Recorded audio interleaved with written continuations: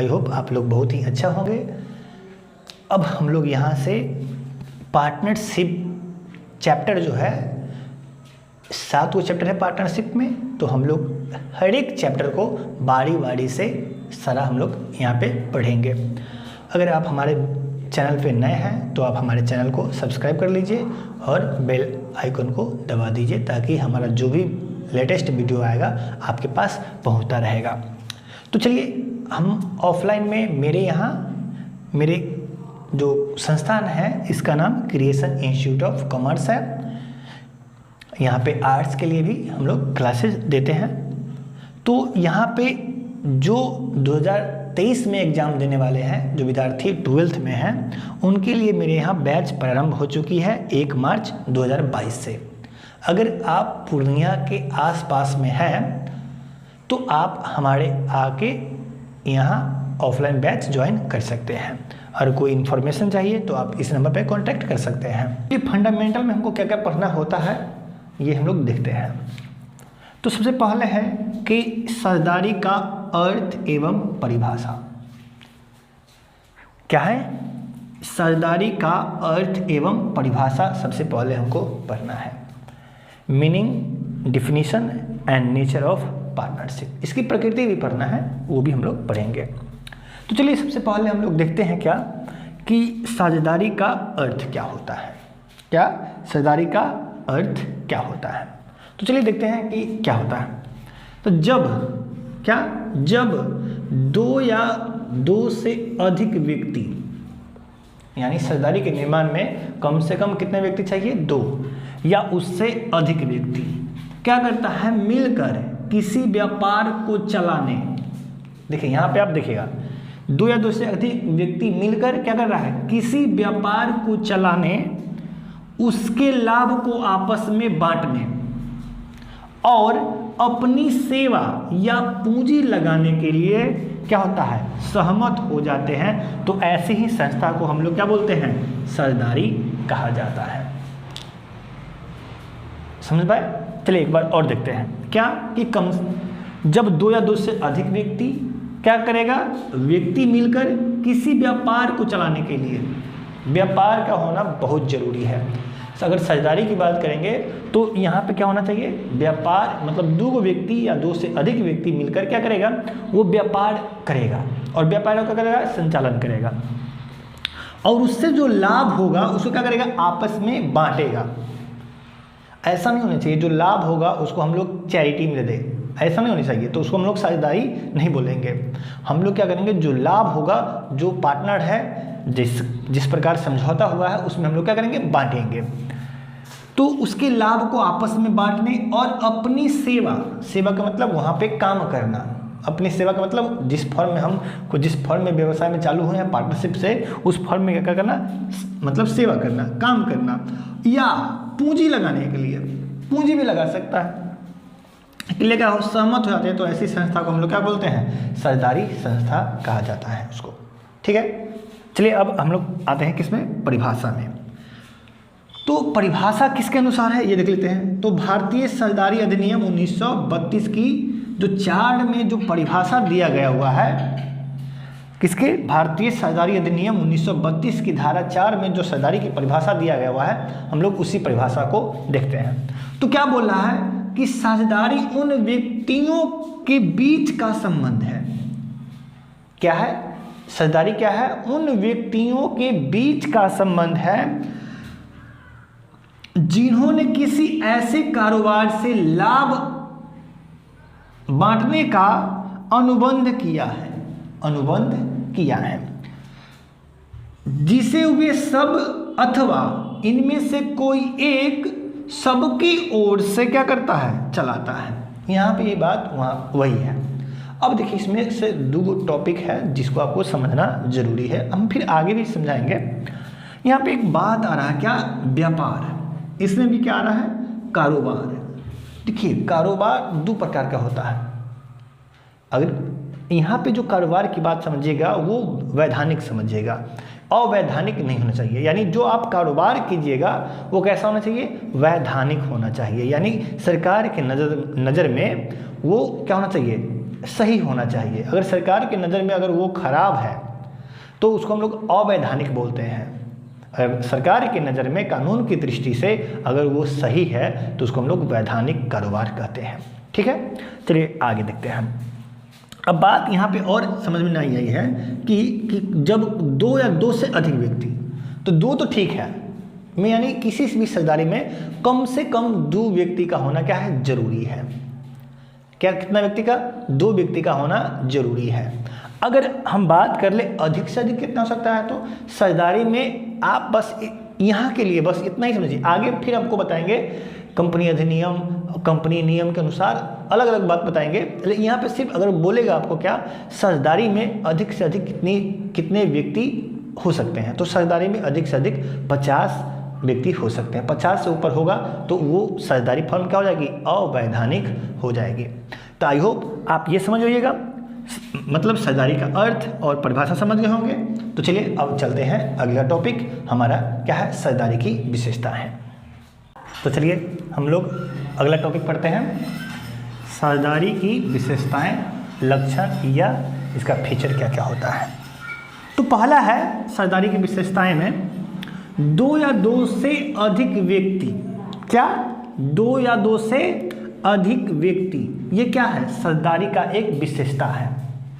अब देखिए यहाँ पे थोड़ा सा आप ध्यान दीजिए कि जो दो या दो से अधिक व्यक्ति जो होंगे वो व्यक्ति कैसा होना चाहिए। तो वो व्यक्ति, अगर दो व्यक्ति जो मिलकर साझेदारी का निर्माण करना चाहता है वो व्यक्ति कैसा होना चाहिए, तो वो 18 वर्ष से अधिक का होना चाहिए। 18 वर्ष से क्या होना चाहिए, अधिक का होना चाहिए। यानी आप कह सकते हैं एक वयस्क व्यक्ति होना चाहिए। क्या होना चाहिए, वयस्क। वयस्क व्यक्ति ही व्यवसाय में आ सकता है, निर्माण कर सकता है। अब देखिए इस बात पे हम लोग बाद में डिस्कस करेंगे कि एक अवयस्क साझेदार भी एडमिशन ले सकता है, लेकिन उसका कुछ कंडीशन होता है, समझ गए। तो उस पर हम लोग नहीं जाएंगे। अगर नॉर्मल में कोई पूछता है कि जो दो व्यक्ति साझेदारी का निर्माण करेगा वो कैसा होना चाहिए, वयस्क या अवयस्क, तो वो वयस्क होना चाहिए। वयस्क कहने का मतलब है जो व्यक्ति 18 वर्ष से अधिक का होता है उसको हम लोग बोलते हैं वयस्क व्यक्ति बोलते हैं, और जो व्यक्ति 18 वर्ष से कम का होता है उसको बोलते हैं अवयस्क व्यक्ति। ठीक है, तो साझेदारी का निर्माण कौन कर व्यक्ति करेगा, तो वयस्क व्यक्ति करेगा, समझ गए। कौन व्यक्ति करेगा, वयस्क व्यक्ति करेगा जो 18 वर्ष से अधिक का होगा। अब यहाँ पे एक तो और बात क्लियर कर लेते हैं। एक तो है साझेदारी नियम, साझेदारी नियम, ठीक है।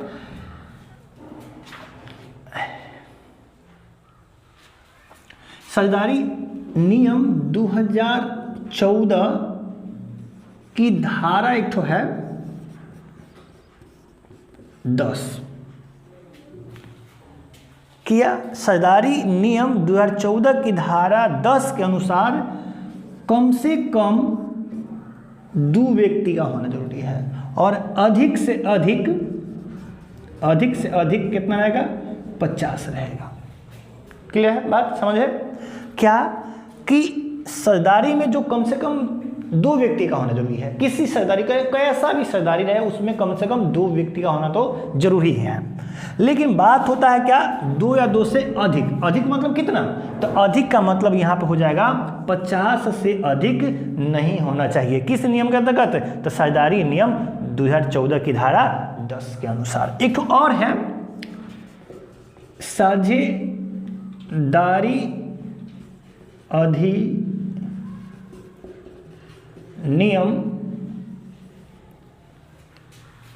2014 की धारा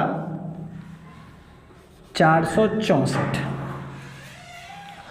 तो साझेदारी अधिनियम 2014 की धारा 464 के अनुसार कम से कम होना चाहिए 2 और अधिक से अधिक होना चाहिए कितना, 100।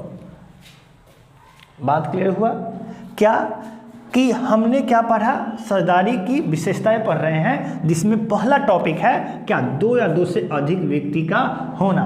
तो ये तो बात समझ गए कि कम से कम कितना व्यक्ति का होना, 2 व्यक्ति का होना जरूरी है। लेकिन यहाँ पे बात है क्या, 2 से अधिक। तो 2 से अधिक कितने व्यक्ति हो सकते हैं, तो मेरे पास 2 कंडीशन है। क्या, सरदारी एक नियम है, एगो सरदारी अधिनियम है। तो सरदारी नियम 2014 में, ये भी 2014 में है और ये भी 2014 में है। तो सरदारी नियम के अनुसार अधिक से अधिक कितना हो सकता है, 50, और सरदारी अधिनियम के अनुसार अधिक से अधिक कितना हो सकता है, तो 100। ये नियम की धारा कौन है, नियम की धारा 10 है और अधिनियम की धारा कितना है, 464 की धारा के अनुसार कितना, सबसे अधिक 100 व्यक्ति हो सकते हैं। और अगर यहाँ पे क्वेश्चन पूछा जाता है, अगर किसी सरदारी में अगर नियम की बात करें तो 50 से अधिक व्यक्ति हो जाएगा तो क्या हो जाएगा, अवैधानिक हो जाता है। अगर इसकी धारा की बात कर ले, अगर 101 हो जाएगा तो वो भी क्या हो जाएगा, अवैधानिक हो जाएगा। आई होप आप इस टॉपिक को आप समझ गए होंगे। तो चलिए हम लोग अगली का बात करते हैं। क्या, अनुबंध, सरदारी की हम लोग विशेषता की बात कर रहे हैं, तो दूसरा विशेषता क्या होता है, तो अनुबंध या समझौता का होना। देखिए, अनुबंध को ही हम लोग करार भी बोलते हैं, करार भी बोल सकते हैं, समझौता बोल सकते हैं, अनुबंध बोल सकते हैं। ये सारा के सारा क्या है, एक ही बात है। इसको अंग्रेजी में हम लोग क्या बोलते हैं, एग्रीमेंट बोलते हैं। तो यहाँ पे भी आपको 2 कंडीशन को आपको ध्यान में देना होगा। क्या, कि जो अनुबंध हमारे बीच होता है, आप देखे होइएगा कभी आपके अगल बगल में अभी या कोई आस पड़ोस में कभी भी अगर सरदारी में कोई बिजनेस चालू किया होगा तो ज़्यादा दिन तक ले नहीं चलता है। इसके पीछे कारण क्या होता है, आप धीरे धीरे पूरे चैप्टर में आप समझ जाइएगा। तो जो ये अनुबंध होता है ना, तो ये अनुबंध 2 प्रकार से होता है। एक हो सकता है मौखिक हो जाए, और दूसरा क्या हो सकता है, लिखित भी हो सकता है। यहाँ पे क्वेश्चन यहाँ पे इंपॉर्टेंट है, यहाँ से क्वेश्चन आता ही आता है। क्या आपसे क्या क्वेश्चन पूछा जाता है कि सरदारी समझौता लिखित अथवा मौखिक हो सकता है। क्या सरदारी समझौता मौखिक हो सकता है, आपसे क्वेश्चन पूछता है, तो हाँ हो सकता है। लेकिन बात क्या होता है, हम लोग लिखित में करना क्या होता है, सही होता है। अगर भविष्य में कोई झगड़ा झूरी होगा, यानी आप मान लीजिए कि प्रॉफिट को, शेयर को ही लेके अगर मामला कुछ फंसता है, तो समझौता अगर आपका मौखिक में है ना, तो बराबर बांट दिया जाता है। इस टॉपिक को हम लोग आगे पढ़ेंगे। लेकिन आप समझिए कि इतना ही बात समझिए कि लिखित समझौता अगर आपके पास है तो भविष्य में विवाद से बचने के लिए हम लोग क्या करते हैं, लिखित को ही अच्छा मानते हैं। ठीक है, चलिए आगे बढ़ते हैं। अगला क्या है, वैधानिक व्यवसाय, यानी जो व्यवसाय आप कर रहे हैं, वैधानिक व्यवसाय, ये क्या होना चाहिए था, आपको लॉफुल होना चाहिए। अवैधानिक व्यवसाय नहीं होना चाहिए। ऐसा नहीं होना चाहिए कि हम गैर कानूनी काम करें और उस पर सरदारी बनाएं, ऐसा नहीं होना चाहिए। ठीक है, आई होप आप समझ गया। अवैधानिक आपको समझाया है, क्या सरकार की दृष्टि में क्या होना चाहिए, सही होना चाहिए, उसको हम लोग वैधानिक बोलते हैं। और सरकार की दृष्टि में जो मतलब खराब है उसको हम लोग अवैधानिक करते हैं। जैसे में आर्म्स डीलिंग की जगह तो क्या हो जाएगा, अवैधानिक हो जाएगा। मर्डर करने का आप एगो संस्था बना रहे हैं जिसमें मर्डर करने की बात कर रहे हैं, तो वो क्या हो जाएगी, अवैधानिक हो जाएगी। ठीक है, आई होप आप इसको समझे होइएगा। चलिए अगर चलते हैं नेक्स्ट टॉपिक पे। तो क्या है, लाभ कमाना एवं विभाजन करना। ये भी एक बहुत इंपॉर्टेंट चैप्टर है, टॉपिक है ये। क्या, जो ऊपर में देखिए आपने क्या किया, एक समझौता किया है। उस समझौता में आपने क्या किया होगा, बहुत सारी बातें रहती है उसमें। एक टॉपिक ये भी रहता है कि जो प्रॉफिट होगा व्यवसाय से, उसको हम लोग किस प्रकार बांटेंगे, प्रॉफिट होगा उसको किस प्रकार बांटेंगे। तो उसी के अनुसार क्या करना होगा, आपको लाभ कमाए हैं उसका क्या करना होगा, विभाजन करना होगा। आप यहाँ पे लाभ को चैरिटी नहीं कर सकते हैं, यानी आप लाभ को पूरा बांट नहीं सकते हैं, मतलब गरीबों में बांट दीजिए, वो नहीं, मतलब आप अपना बांट लीजिए, उसके बाद कुछ कीजिए, कोई दिक्कत नहीं है। ठीक है, चलिए आगे बढ़ते हैं। उसके बाद संचालन की बात करते हैं। तो संचालन में क्या होता है कि या तो एक व्यक्ति कर ले संचालन, क्या कोई एक व्यक्ति कर ले संचालन इसका। देखिए अब मान लीजिए इसमें ही अगर 100 अगर हम सरदारी व्यक्ति को रखे हुए, सरदार बनाए हुए, 100 सरदार बनाए हुए, तो क्या सब चलाएगा, नहीं। अगर ऐसा कीजिएगा ना तो बेसिस, आप एक कहावत सुनिएगा, बेसिस साधु से क्या होता है, मठ खराब हो जाता है, वही हो जाएगा। तो यहाँ पे क्या होता है, व्यवसाय का संचालन सब कर सकता है, ऐसा बात नहीं है कि नहीं सब कर सकता है, कर सकता है, सभी कर सकता है, लेकिन आप ध्यान में रखिए कि उसमें से सब कर सकता है या उसमें से कोई सबकी ओर से एक कर ले, ये भी हो सकता है। अगले क्या होता है, असीमित दायित्व होता है। देखिए यहाँ पे सरदारी की बात, देखिए हम लोग क्या पढ़ रहे हैं, पार्टनरशिप। पार्टनरशिप कहने का मतलब होता ही है यहाँ पे असीमित दायित्व वाली सरदारी। हम लोग इसके बाद अगला टॉपिक वही है, उस पर हम लोग डिस्कस करेंगे। तो इसमें जो सरदार होता है उसका पूंजी क्या होता है, उसका लायबिलिटी क्या होता है, असीमित होता है, अनलिमिटेड होता है। इसका कहना है, अनलिमिटेड कहने का मतलब होता है कि अगर मान लीजिए आप किसी सरदार में एक दो पार्टनर है ए और बी, दोनों ने क्या किया, 1-1 लाख से अपना बिजनेस चालू किया और बिजनेस चला आगे, और बिजनेस में क्या हुआ, मतलब पूरे लायबिलिटी कितना हो गई, 4 लाख की, सब कुछ हो गया, 4 लाख की दायित्व बच गया। तो क्या होना, 2 लाख तो उसका पूंजी है, 2 लाख क्या होगा, उसको अपने पर्सनल से घर से लाना होगा 2 लाख रुपया। इसको बोलते हैं अनलिमिटेड लायबिलिटी। अगर आपका पूंजी 1 लाख है, आप 1 लाख रुपया दिए हुए हैं, 2 पार्टनर है, दोनों आदमी क्या किया हुआ, 1 लाख रुपया लगाया हुआ है, और वो अगर वैसा व्यवसाय है कि उसका पूंजी वहीं तक रहे, 1 लाख तक जितना पूंजी दिए हुए हैं वही खत्म होगा, हम अपने घर से कुछ नहीं ला सकते हैं, तो ऐसा बोलते हैं लिमिटेड, यानी सीमित दायित्व वाली सरदारी को बोलते हैं। ऐसा भी हम लोग सीमित दायित्व वाली सरदारी भी पढ़ेंगे, जो 2008 में हुआ था, उस पर भी पढ़ेंगे। तो चलिए आज के लिए बस इतना ही रहने देते हैं, फिर मिलेंगे नेक्स्ट वीडियो में, जिसमें हम लोग क्या पढ़ते हैं, सीमित दायित्व वाली सरदारी पढ़ेंगे, और उसमें सरदार असीमित दायित्व वाली सरदारी और सीमित दायित्व वाली सरदारी में हम लोग क्या पढ़ेंगे, अंतर भी पढ़ेंगे। उसके बाद सरदारों का अधिकार क्या होता है, अधिकार की बात करेंगे। उसके बाद सरदारों का कर्तव्य क्या होगा, कर्तव्य की बात करेंगे। उसके बाद सरदारी संलेख हम लोग अगले। चलिए तो हम लोग समझते हैं क्या सीमित दायित्व वाली सरदारी। आपको पता है हमने क्या समझना है, सीमित दायित्व वाली सरदारी। यहाँ पे 2 बात आप कंफर्म हो जाइए। सरदारी कहते हैं तो इसका मतलब आप लीजिएगा असीमित दायित्व वाली सरदारी। सरदारी कहने का मतलब क्या लीजिएगा, असीमित दायित्व वाली सरदारी। अगर सीमित दायित्व वाली सरदारी की बात कर रहे हैं तब ये होगा, अन्यथा अगर सीधे आप बोल रहे हैं साझेदारी, तो हमेशा आप समझिएगा साझेदारी का मतलब होता है क्या, असीमित दायित्व वाली सरदारी। ठीक है, तो चलिए हम लोग अब समझ रहे हैं क्या सीमित दायित्व वाली सरदारी। देखिए सीमित दायित्व वाली जो सरदारी है ये कब से लागू हुआ है, कब पारित हुआ, तो इससे गवर्नमेंट ने कब लाया था, 2008 में। इसलिए इसको हम लोग क्या बोलते हैं, सीमित दायित्व वाली सरदारी 2008 में ही उसको क्या किया हुआ था, पारित किया गया था, यानी उस दिन से लागू किया हुआ था। अब देखिए इसमें क्या नाम से ही मालूम चल रहा है क्या कि सीमित दायित्व वाली सरदारी में क्या होगा, दायित्व जो होगा सरदार का वो क्या होगा, सीमित होगा। सीमित कहने का मतलब होता है जितना हम पूंजी से सरदारी में एंट्री किए हैं यानी प्रवेश लिए हैं, उतना ही पूंजी तक हम क्या होंगे, मतलब दे होगा हमारे ऊपर, उससे ज्यादा नहीं हो सकता है। चलिए आगे समझते हैं। दूसरा क्या है, सीमित दायित्व समझिए, सरदारों की संख्या की कोई सीमा नहीं है।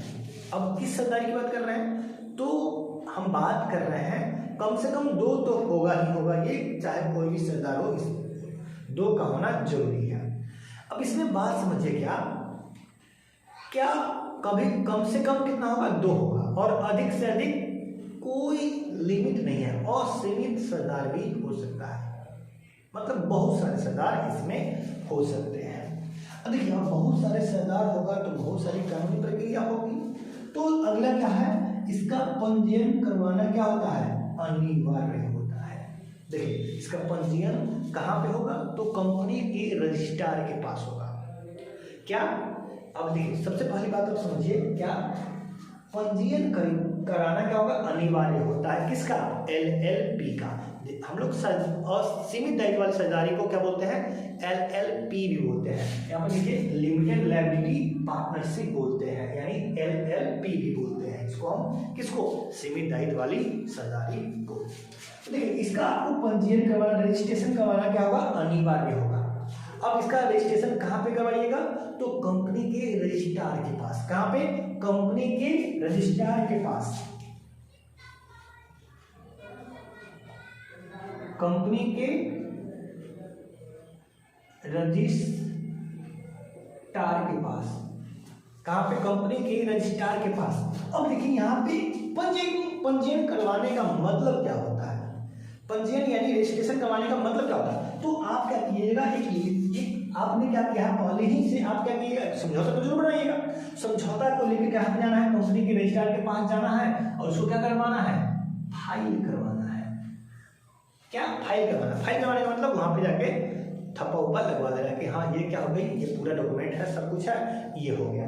अब इसमें एक और बात क्या रहता है, इसमें जो क्या है, सदस्यों की संख्या असीमित होती है, असीमित होती है, लेकिन इसमें आपको 2 मेन व्यक्ति को चुनना होगा।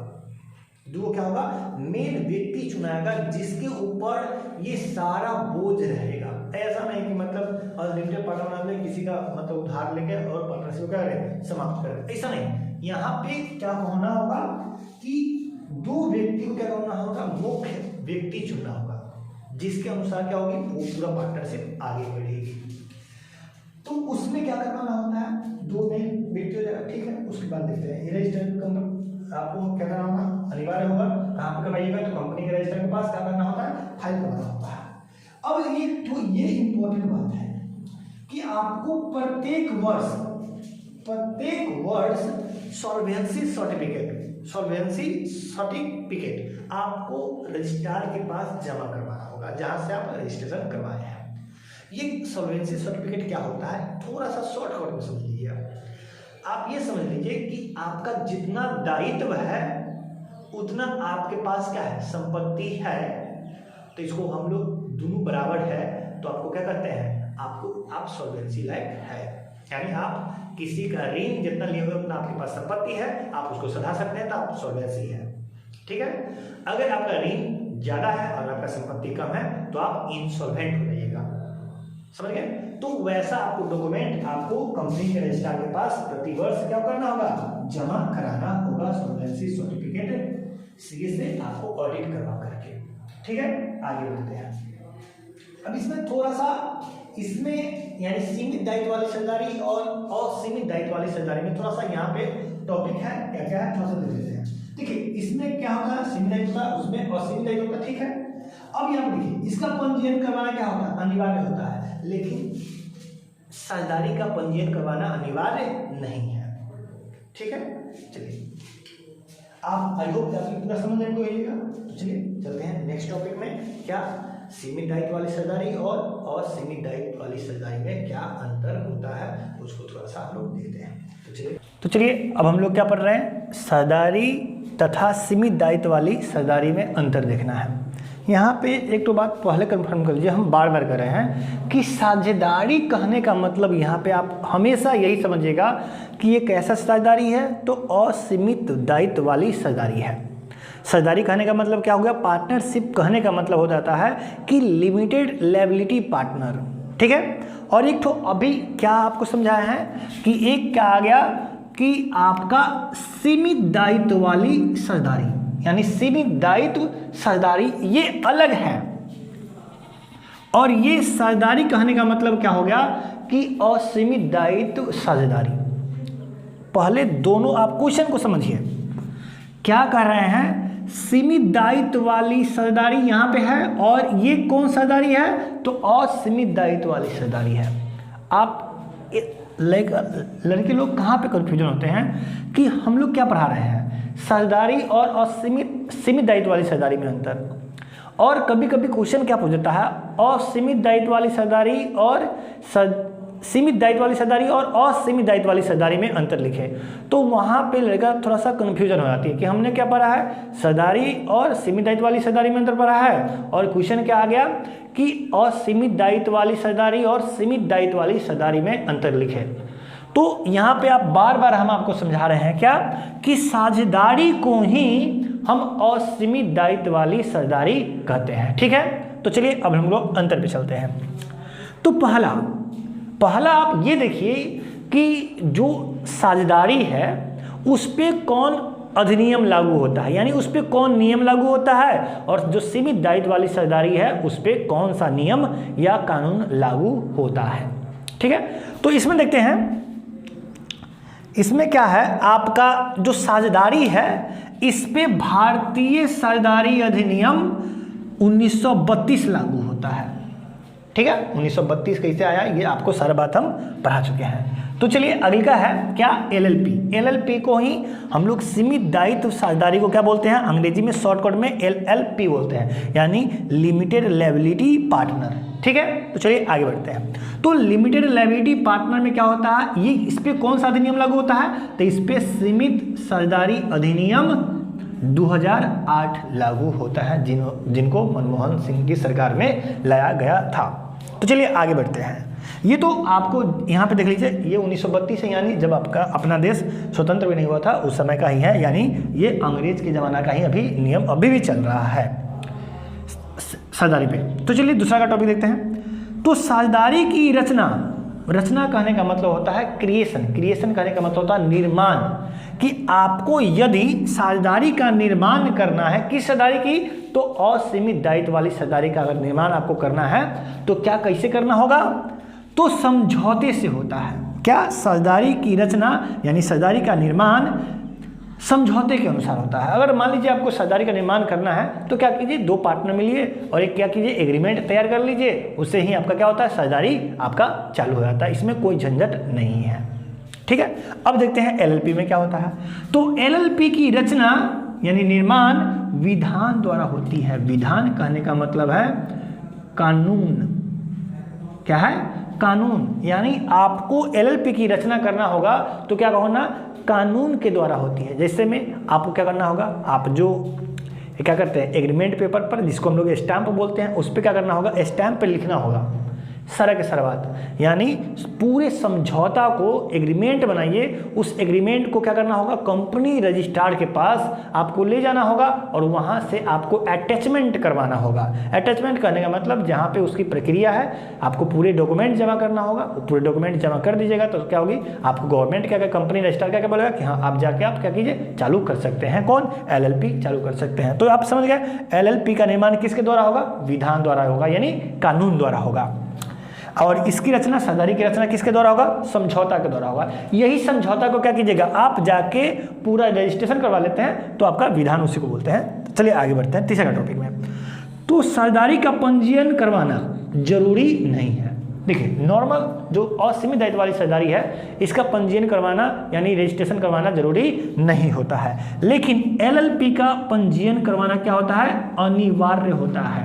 अगर एलएलपी आप साझेदारी क्रिएट किए हुए हैं, निर्माण किए हुए हैं, अगर उसका पंजीयनकरण नहीं हुआ है कंपनी रजिस्ट्रार के पास, तो आपका जो साझेदारी होगी वह वैलिड नहीं होगी। ठीक है, तो चलिए आगे बढ़ते हैं। अगला है, साझेदारी में साझेदारों की संख्या कम से कम 2 और अधिक से अधिक कितना, 50 हो सकती है। अगर आपका कोई साझेदारी है उसमें कितना है, कम से कम 2 और अधिक से अधिक कितना हो सकता है, 50 हो सकता है। अगर किसी साझेदारी में अगर उसके साझेदारों की संख्या 51 हो जाएगा तो वो क्या हो जाएगी, अवैधानिक हो जाएगी, यानी वो सरकार के नज़र में क्या होगा, साझेदारी नहीं कहलाएगी। चलिए आगे देखते हैं। एलएलपी में साझेदारों की संख्या कम से कम 2 रहेगा और अधिक से अधिक इसकी कोई सीमा नहीं है। आप 50, 200, 300, 400, 2 लाख, 10 लाख, 1 करोड़, 2 करोड़ जितना भी मन है उतना आप पूरे बना सकते हैं, इसमें कोई सीमित नहीं है। लेकिन हाँ, आपको बार बार बता रहे हैं कि एलएलपी में क्या होता है, जो 2 मुख्य व्यक्ति को चुनना होता है, 2 मुख्य व्यक्ति को चुनना होता है जिसके ऊपर सारा बोझ होता है, और वही हर साल हर प्रतिवर्ष यानी कंपनी रजिस्ट्रार के पास जाके क्या करना होगा, सॉल्वेंसी सर्टिफिकेट जमा करनी होती है। ये भी बात आप कंफर्म याद रखिएगा। अगले का क्या है, इसमें सीमित दायित्व होती,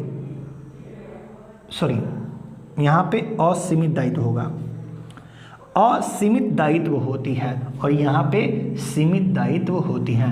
यहाँ पे आपको बता रहे हैं साझेदारी का मतलब क्या होता है, असीमित दायित्व वाली साझेदारी, इसलिए यहाँ पे क्या होगा, असीमित दायित्व होगा।